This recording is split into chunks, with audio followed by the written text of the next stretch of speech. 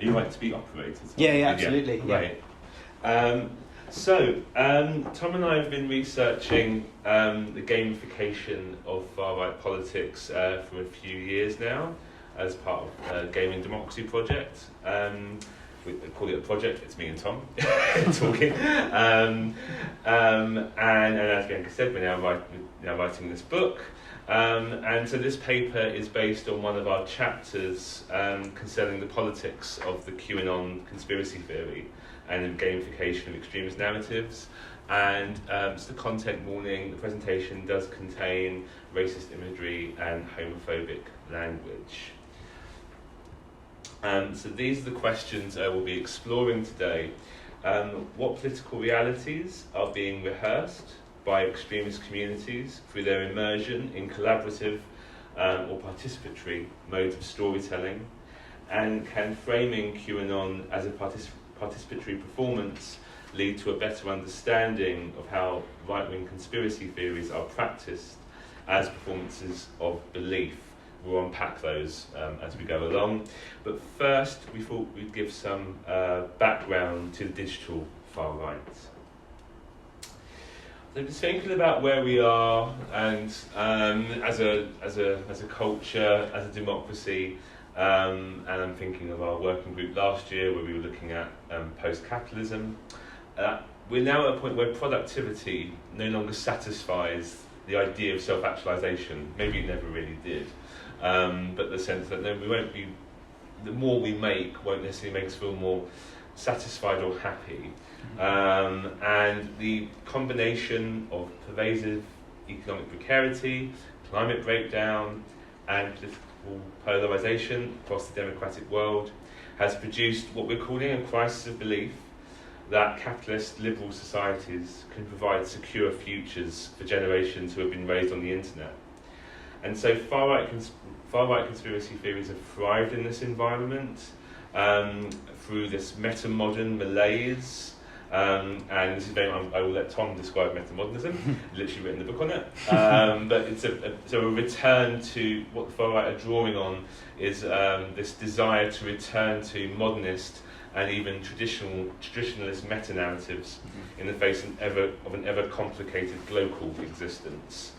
And so the alt-right emerged on forums such as Reddit, 4chan, 8chan, and 8kun. Incidentally, with the exception of Reddit, the kind of social media that I assume no one here has ever used or maybe even been on or does not use regularly. So there is not, when we talk about social media, I think it's remembered to import, there's not one blob of social media, there's a whole ecosystem that operates around each other. And the alt-right made the crisis of belief in better futures feel like an excuse to mock and ridicule democratic politics, women and minoritized communities. And so they really acted as the cultural vanguard to break dominant taboos and did seed the ground for Trumpism in terms of what is acceptable in the public discourse. And Tom and I see the alt-right's successful weaponization of cultural semiotics and historical imagery as a recognition by extremists that publics desire new narratives to make sense of their lives and the political realities they're inhabiting in the digital world. I just want to kind of maybe just caveat that statement a bit, because I can see how that might be interpreted as supportive or even understanding. But we can't ignore the fact that the people driving this understand imagery, they understand semiotics, they understand how social media and the internet work very, very well, and they understand what it takes to build communities from pop culture and how to alter them and change them. And I think that's for us, it's an important stage to acknowledge that they know what they're doing in order to work out how it operates and how to counter it. These aren't idiots, in other words. Yeah. So the return to these sort of what we would say are problematic grand narratives and concerns can't conceivably be labelled or understood as postmodern anymore, even if they have an element of irony or performative belief, which we'll get to within them, and include political narratives or movements from all elements of the political spectrum. And we would say now that the sort of alt-right that Joe has talked about is now dead. It has now been mainstreamed into the far right itself as well. Trump making America great again, and Brexit's sort of promise to a return of a glorious, self-serving, empirical and fictional Britain promises that sort of parafictional historical realities could be recreated through the power of storytelling. And Jeremy Corbyn's rerun of socialism for the 21st century also mobilised many of the same drives by promising the creation of a mass participatory democracy that sort of transcended the labour machine at the time, and giving power to the populist conception of the people. For far-right communities, this return to a previously possible future drives a fascistic movement, we think, that centres white, male, cis, heterosexual, Christian, but also harkening back to a sort of whitewashed version of ancient Mediterranean cultures too, which is strange, as the bedrock of a natural cultural order. If put in place and allowed to, I quote here, return to the rightful space at the centre of the global power structure, this would, according to them, right the wrongs of the ever-complicated post-postmodern culture that we exist within. And a lot of them sort of blame postmodernity for what we're actually is probably more late-stage capitalism or neoliberalism, which are the actual enemies. You can sort of see what Jordan Peterson or even Liz Truss is saying about postmodernism at the moment. So we sort of see this sort of metamodern fascism that sort of permeates online culture in these spaces. The image on screen is an example of what's been termed fash wave, or fascism and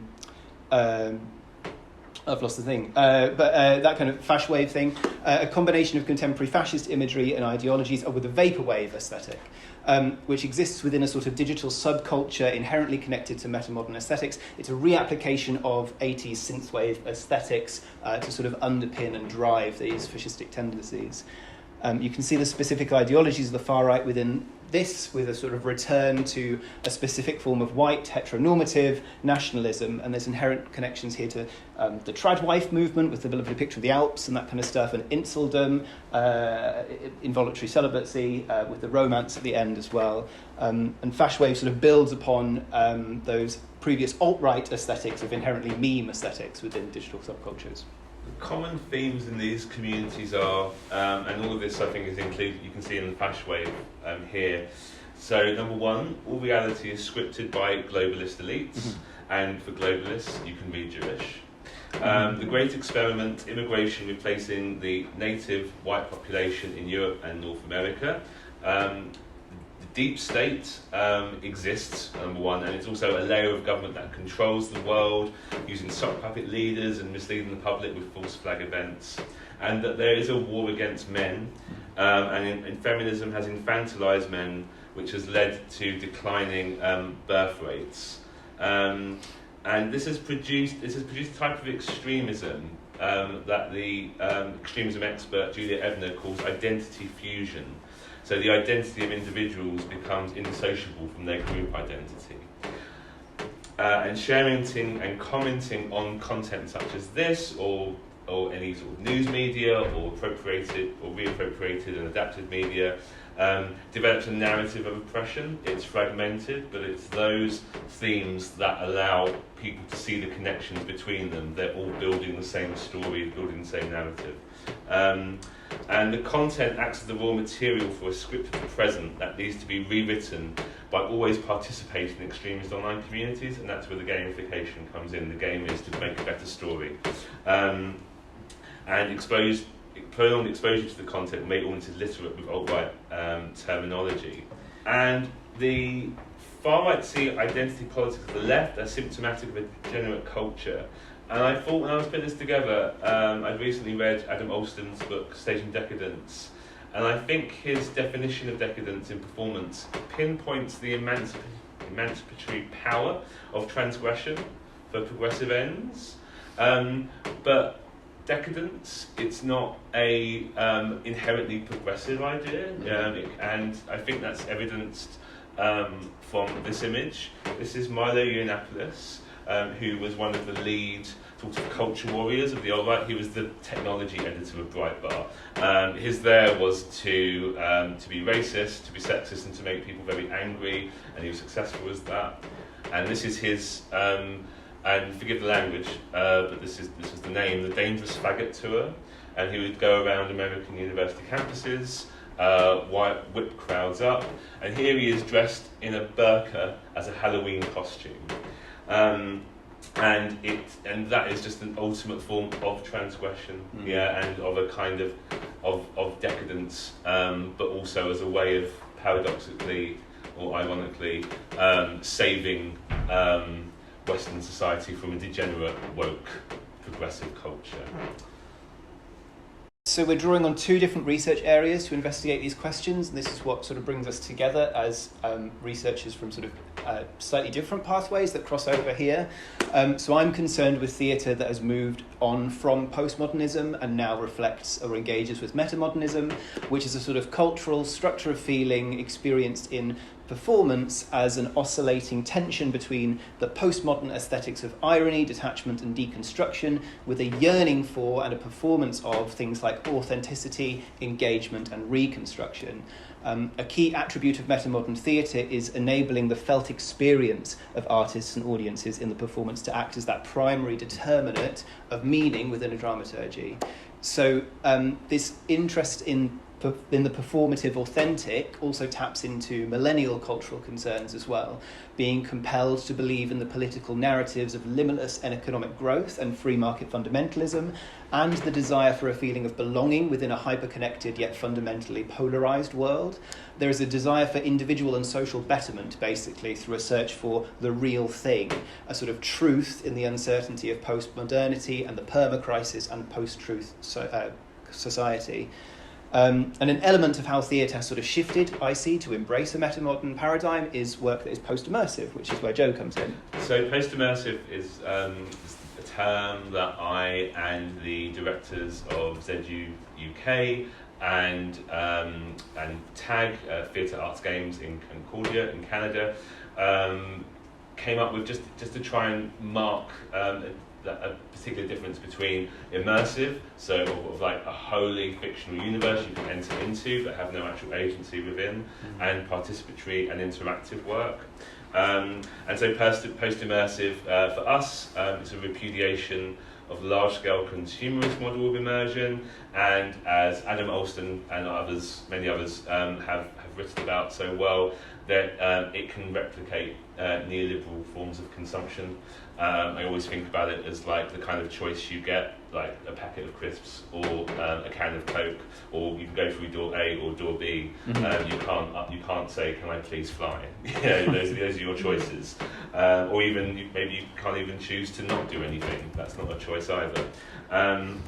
So post-immersive work that I would describe as post-immersive theatre structures feeling of connectivity and intimacy between strangers, engenders feelings of being responsible and implicit for establishing a temporary relationship in performance, and the post-immersive theatrical infrastructure is adaptive and responsive to participants' actions. So both metamodern and post-immersive theatre practice respond to a sort of cultural desire to experience reality in a more active state, is how we would state it. And the growth of extremist and far-right online subcultures allows users to centre themselves within large political stories by becoming players within a sort of network game, which we'll get onto. So we see these online forums as acting as sort of immersive environments or post-immersive environments where realities can be woven from the media wreckage that drifts through digital networks, leaving all of us scrambling to assemble it into stories that make sense to us. And Joe really rightly points out Joanne Scott's description of intermedial performance as an experience of, quote, glitches and gaps between the content and platforms in play, end quote. And that points to the discordance of online interaction. We think it's in these gaps that people can experience agency by adding their own narrative and interpretation. And QAnon, we think, represents the most successful gamification of the far-right ideology. I'm just conscious of time. Should we try and whip through QAnon? Yeah, let's whip through QAnon. So we won't explain. I'm sure we're all quite aware of QAnon. But the idea that we're really interested in QAnon is how people like Reed Berkowitz and Hugh Davies and Algarve et al. Talk about QAnon as an alternative reality game, which is a sort of type of game that takes place over multiple forms of media and interweaves itself into the real world. And it's been used for viral marketing and video games and for albums and other cultural matter. it uses sort of treasure hunt methods and problem-solving mechanics to sort of get people to unlock secret codes. So when we look at QAnon as performance theorists, we immediately see the relation between alternative reality games and post-immersive participatory forms of performance within a post-digital space. In the performance of QAnon, it's basically the player's role in the Q community to identify what events, people, ideas, or happenstance symbolize significant shifts in the narrative of reality.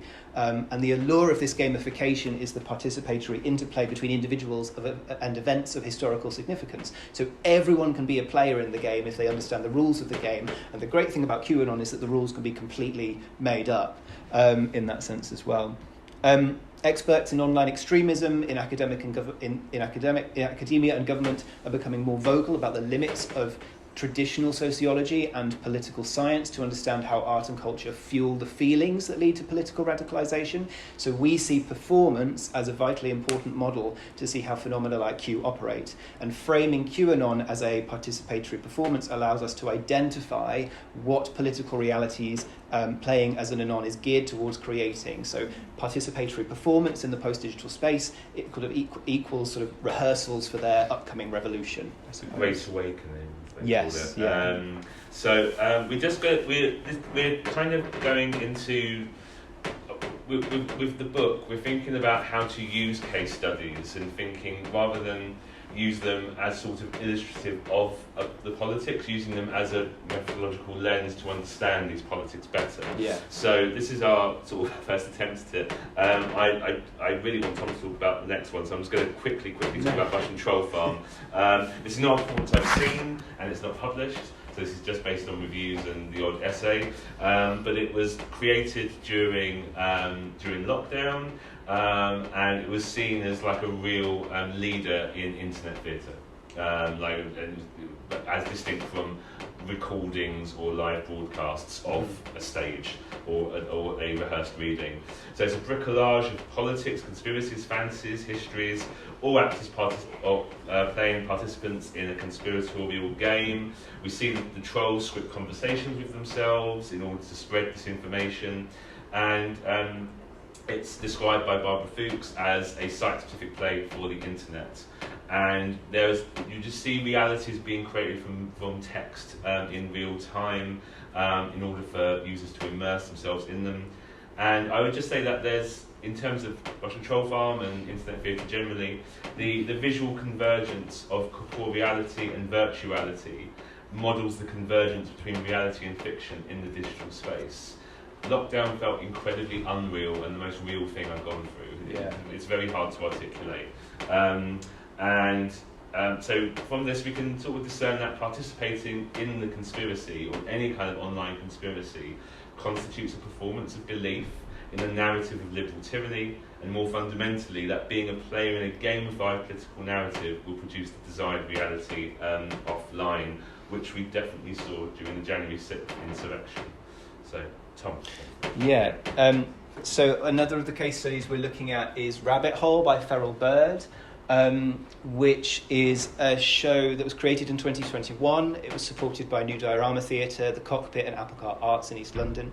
Rabbit Hole is/was/will be, it's in a very strange state, a hybrid performance developed to explore how participatory theatre can investigate methods of online radicalisation into conspiracies such as QAnon. It exists both within the real theatre space and the online space, or just the online space at different points, and it casts the participants in the role of members of the public going down the path towards conspiracy as well. As the company state, their idea for it was about being far from the stereotypical and usually false images of lonely, terrified tinfoil aficionados. Here, the audience form a community of like-minded peers supporting and informing each other along the journey. So they were really taking the idea of how we understand this online participatory performance within the online space and using it to create an online and offline participatory piece as well. So it really helps us understand, reflecting back into the online space, how that's working. The piece was initially developed, like I say, in 2021 and presented at Applecart Arts as a live-streamed /participatory Zoom performance, and then the redeveloped project built around this main show, Rabbit Hole, which became a 1 hour long live interactive performance happening simultaneously over Zoom and in person in a theatre space, and on the conference platform Kumo Space as well, which is like a sort of virtual office space for people to exist in which the virtual attendees could further interact, as in participate in the game of developing conspiracy theories in an online performance world that sort of builds out of the universe of the show, as well as mini digital performances and videos leading up to the shows that the participants can engage in prior to the performances. So following that sort of alternative reality game idea of uncovering and unlocking those mysteries before we even get into that space as well. But one of the things that is also really interesting to me is that the project has had several funding stumbling blocks, not least Vault Festival being cancelled, but serves as an example of how a performance company actively utilised the game mechanics of online radicalisation and conspiracy within a performative framework that is interestingly multimodal and exists both virtually and IRL to investigate, and in part what they want to do is help combat radicalisation. So this is our last couple of slides. Yes. So researching QAnon through the lens of these performances has allowed us to understand such engagement as metamodern participatory performance of belief. Participating in Q brings anons closer to the real world, and I think that one of the allures for anons, I would argue, is that the fact that this truth that Q purports or that the anons create runs counter to the real world is what makes it real for them, because all reality is a lie. And the liberal political order is a simulation of freedom. So we see the popularity of the QAnon conspiracy as reflective of wide desires within the post-millennial culture that reflects as the sort of fundamental structure of feeling of the millennial generation, which I see, which is Mark Fisher's idea of lost futures, in that we were sold in youth a version and vision of a future that no longer, following 2008 financial crash and the ensuing development of late-stage capitalism and the neoliberal policies and the upcoming climate apocalypse, cannot ever happen. We're sort of haunted. We're sort of haunted by these idea of these futures that were promised to us that can now never be, or should have been, and that's the sort of crux of this vibe that we're playing with.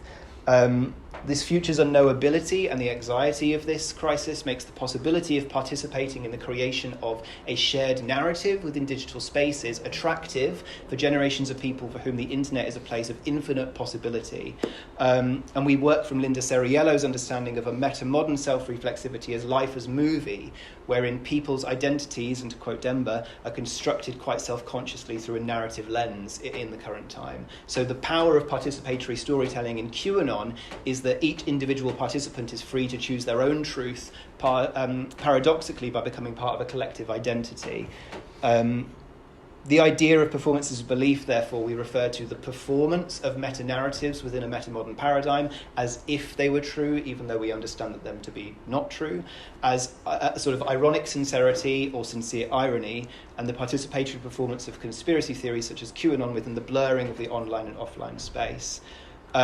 So it's within these spaces, built upon this sort of metamodern malaise, which we talked about, and developed through post-immersive participation within a post-digital ARG stage space, in which fascism is being rehearsed in the meme guise, sometimes of irony, but completely sincerely, before then being put into play in the real world, which we've obviously seen in the sort of recent riots across both the UK and Germany, and then filtering into the actual political leanings of Germany as well.